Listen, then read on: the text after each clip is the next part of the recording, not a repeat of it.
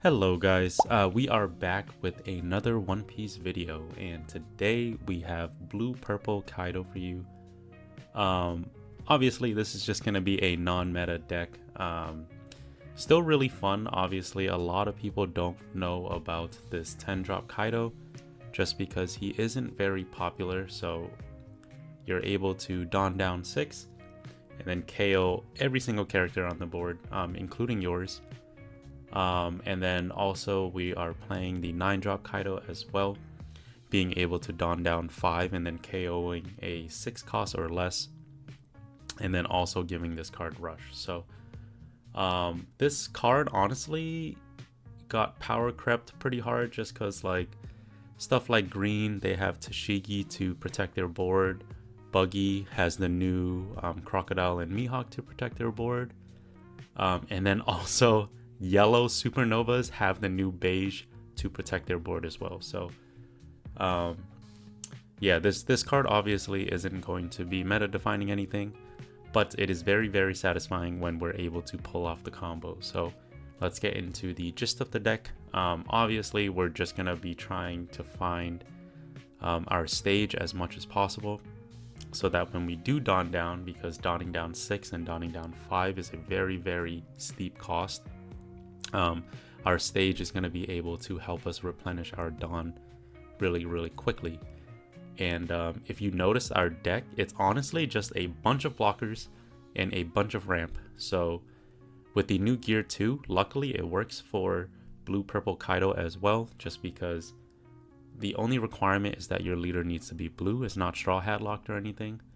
And so Kaido is able to benefit from this card, which is super nice. And then having access to Who's Who, and also we're going to claim the One Piece, we're able to find our pieces very consistently. And then I am also including Nami in the OP11 set, because her being able to unconditionally draw 3 and filter out 2 just really helps this deck with the consistency piece. And then after you drop your 10 drop Kaido, most of the time you're just going to be dropping your blockers over and over again to protect your life and protect your Kaido from any crackback. But yeah, that's pretty much it for the list. Let's just hop over to some gameplay and then I'll show you guys how this deck runs. Okay, so first match I got for you, we're going to be going up against Purple Luffy here. And Purple Luffy obviously is one of the stronger decks this format. And so I'm really surprised that Blue Purple Kaido is able to hold his own a little bit. Obviously against like top players, they're gonna know the purpose of this deck and they're gonna try to play around the 10 drop Kaido a little better. But if you play against someone who doesn't know this deck, it's really satisfying to be able to blow up the board once you hit 10 Dawn. So first turn's pretty straightforward. We hit the Who's Who, but luckily for us, we're actually able to hit the Gatling out of life here. And then thanks to the Luffy ramping up for us last turn, this Tony Chopper is going to be able to ramp up again for us as well. So I think here we just poke in 5 at lead, and then playing down the Chopper and using the gear 2 to double ramp here, so that next turn we're going to go up to 5 and then we'll be able to play down this 9 drop Kaido as well.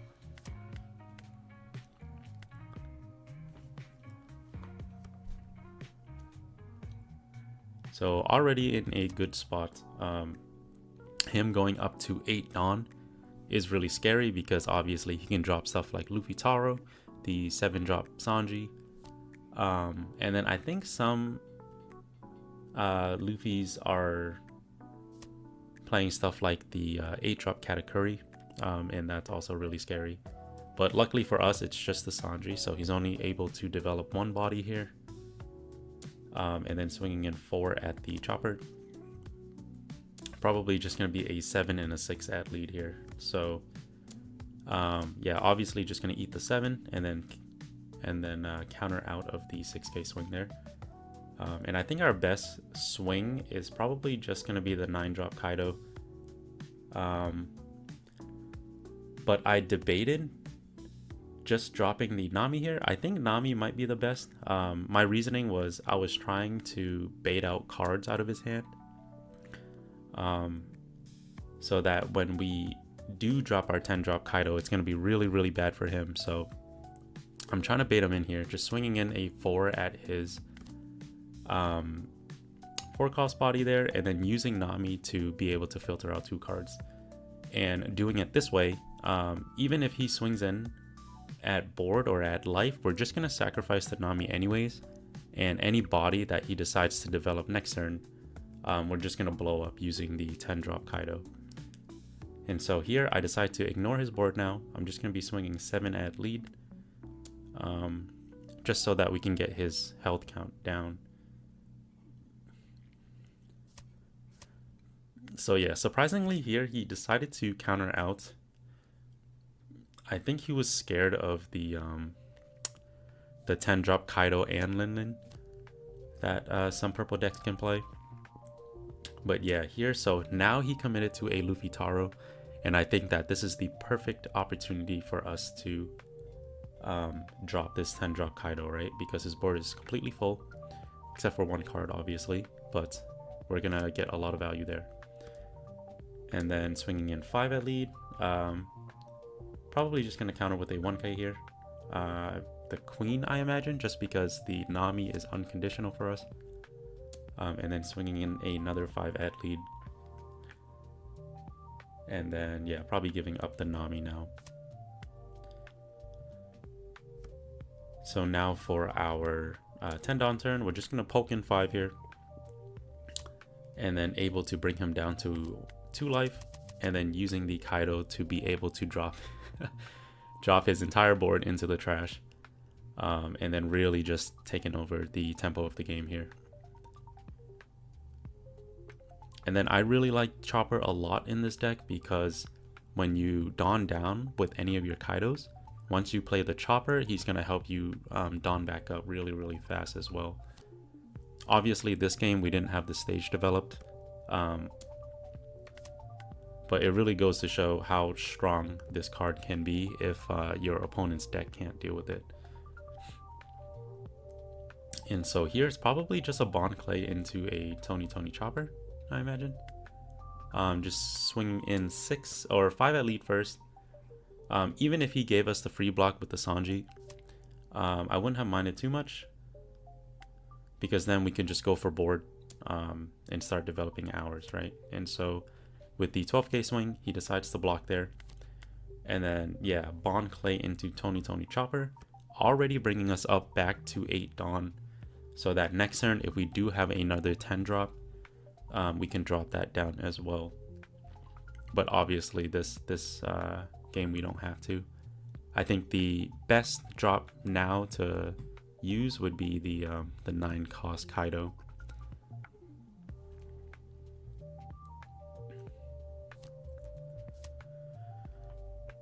So then here he just uses a Lin, probably putting the Bond Clay into life.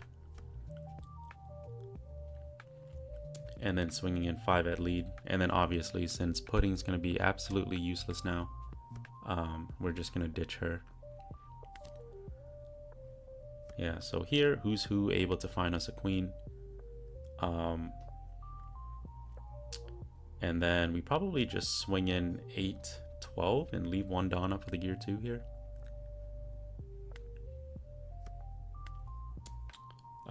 Okay, yeah, 7 is fine as well, just because him leaving up 1 Dawn and he only has 2 cards in hand, probably just gonna be a gum angle, right?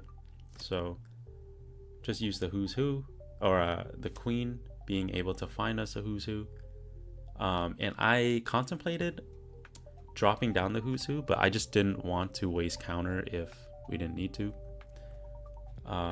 And then, yeah, obviously I just like keep it in hand, just save him for counter. And then we can also bluff the 2 Dawn that he's really unsure what events we could be playing in this deck.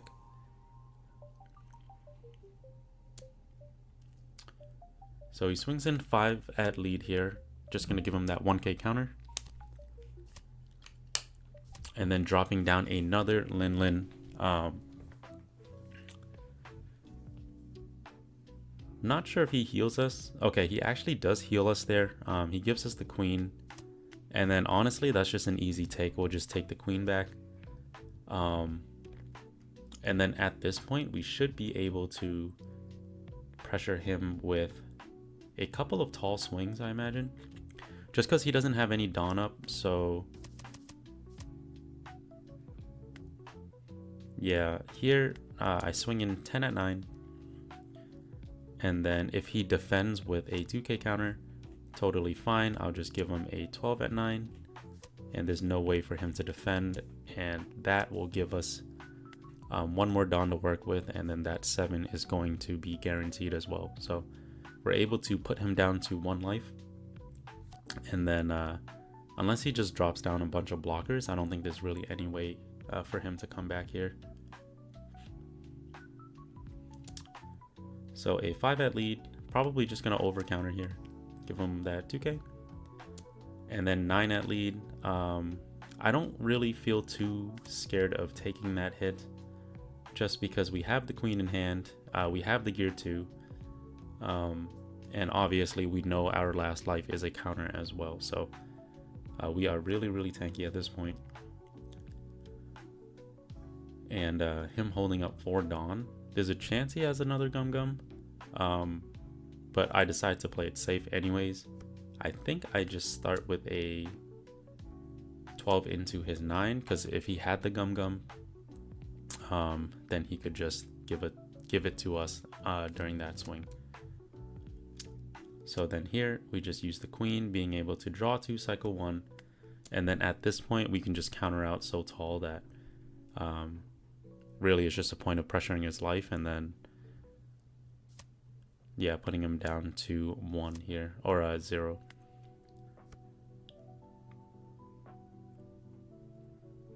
Yeah, so at this point in the game, we just have complete match dominance. And I don't think there's really any draws for him to get out of this one. He does play down the law.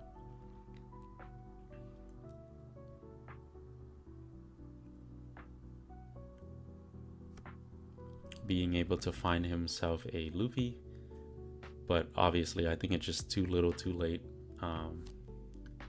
We're going to just be able to swing in 12, 10, and 15 with our lead next turn. So he found the second law, finding himself in Uso Hachi,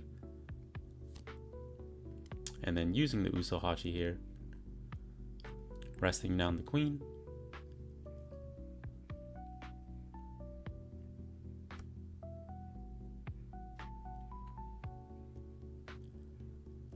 And I guess it's just gonna be a 9k at lead. Yeah, really, I don't think there really was any out. But yeah, we were able to scrape a win from Purple Luffy. Okay, so second game I got for you guys. We're gonna be going up against Purple Black Luffy. Sorry, I forgot to speed up the gameplay here. But yeah, Purple Black Luffy obviously is one of the more popular decks this format. Just because with the new starter decks that came out, he is very tanky with the SR Luffy, and being able to pump his leader up to 7 every turn. Yeah, so luckily with the Who's Who, we were able to find our stage, but drawing 2 big Kaidos here is pretty scary. Even though he is a really good card, he is very bricky, especially if we're forced to go second. This deck obviously wanting to go first and dropping stage on curve. But yeah, him swinging in 7 there, we're obviously just gonna take. But luckily for us, he actually didn't find himself a ramp, so we should be able to capitalize on this. And I know that he got the Gum Whip from the Trafalgar Law search, and so I wanted him to commit that card to get rid of our Bond Clay, instead of developing a body on board. That way obviously we'll just be able to buy more time, and then we'll have more breathing space to play our Kaidos in the late game. So here at 7 Dawn, I decide to play down the stage here, just because it's really, really good to have the stage developed when you're dropping down your Kaidos. And so this was the perfect turn to do it. And then just playing down the chopper to mitigate any damage that he could be swinging in this turn. So still lucky for us, he still hasn't found himself the SR Luffy just yet. And so we're still dealing with a 5k leader. And then obviously this 5k swing, we're probably just going to give him one of the choppers here. And then an 8k swing, probably just going to take, right? Yep. And at this point, I think I end up dropping the 10 cost here. Just because even though it's only a Sanji on board, the Kaido can't reach him because he is a 7 cost. And so I just swing into his law here, swinging in 5 at lead. And then we can develop the Kaido here. The 10 drop. And then the good thing about the stage is it's able to get a Dawn back right away. So next turn we're going to be on 7 Dawn. And then this is why I like Tony Chopper so much, because thanks to him, on 7 Dawn we can play the Chopper, which is a blocker. And then we can also play the Queen or the Nami as well. So that's just going to really help us. Yeah, that's just going to really help us get back to 10 Dawn and then start pressuring him again. And so obviously we're at a really scary spot now. So now he found his SR Luffy. He's able to develop him. And then he's able to put us down to 0 as well. So I'm really surprised he countered out of the 12k swing there. I think he just didn't want to go down to 1 just yet. Because if he didn't find a blocker, obviously we can just swing 12 and like 15 right next turn. But yeah, this is why I like Nami so much, because right after you drop your pop Kaido or like the board wipe Kaido, Nami is able to help you just replenish your hand so quickly.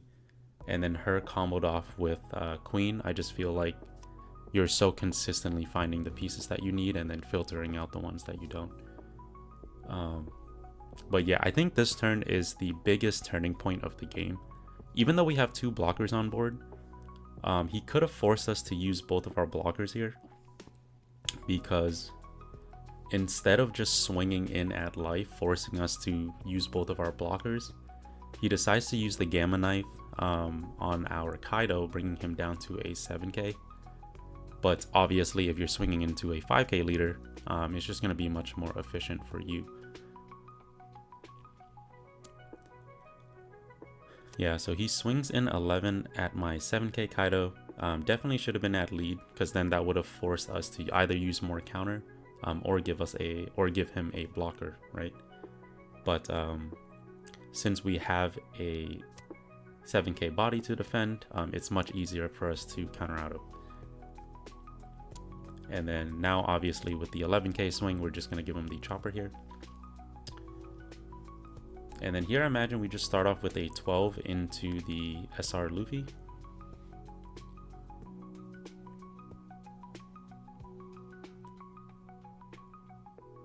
Yeah, even if he went face though, we still had enough counter to get out of it. But obviously we wouldn't have as much counter as we do now if he had just went for face instead. So I decide to play down the Queen. And then instead of playing down the other Queen, I decided to just put him down to 1, just because we have to close out the game eventually. And I didn't want to play like too defensive and lose our window.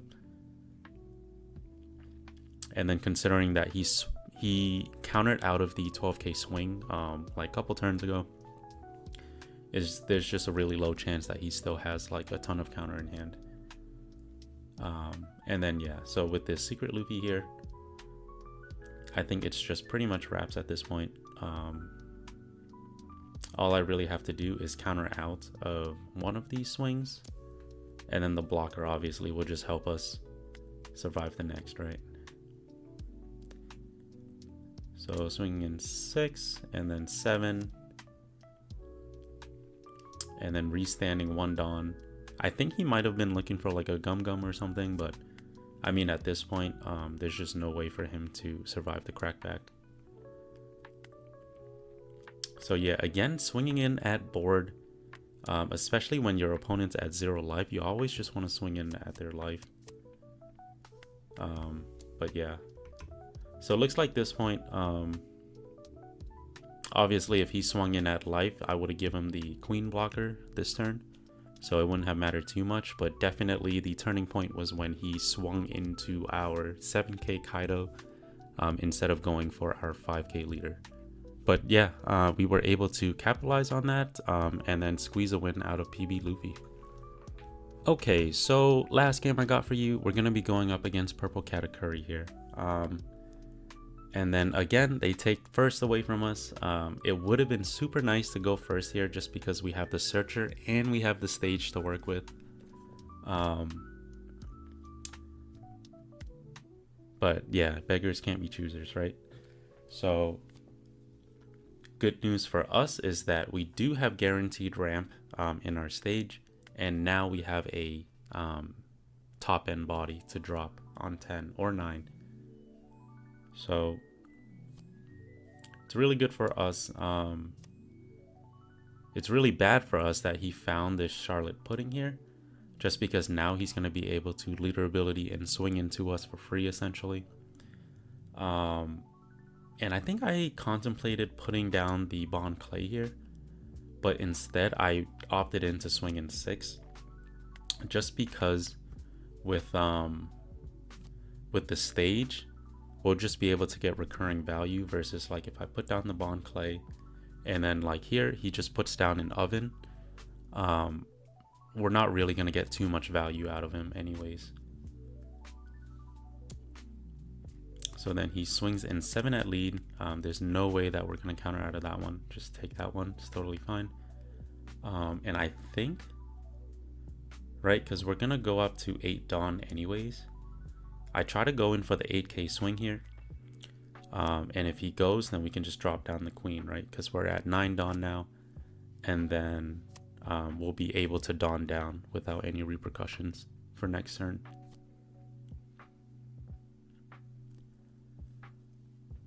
So yeah, him dropping down the Charlotte Pudding here is good news for us. That means that he doesn't really have like his Sparrow in hand, so he won't be able to Dawn up. Honestly, this is why I like this deck so much, is because, I mean, even though it is a rogue deck, surprisingly, it's very consistent from all the testing I've done. I think the only thing that Blue Purple Kaido lacks is the value of your top end. So like,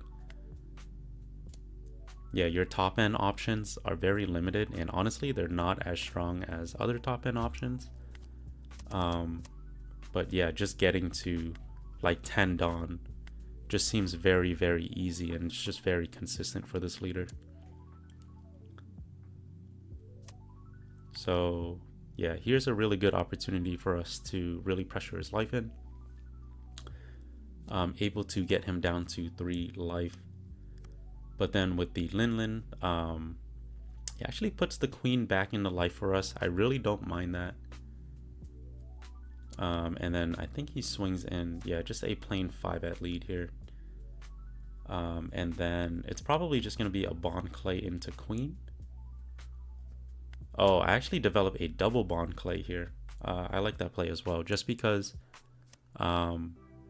going into Katakuri's 12 Dawn turn, if he drops down the 10 drop Lin, then the Bond Clays will be able to get value, like insane value with 12k swings.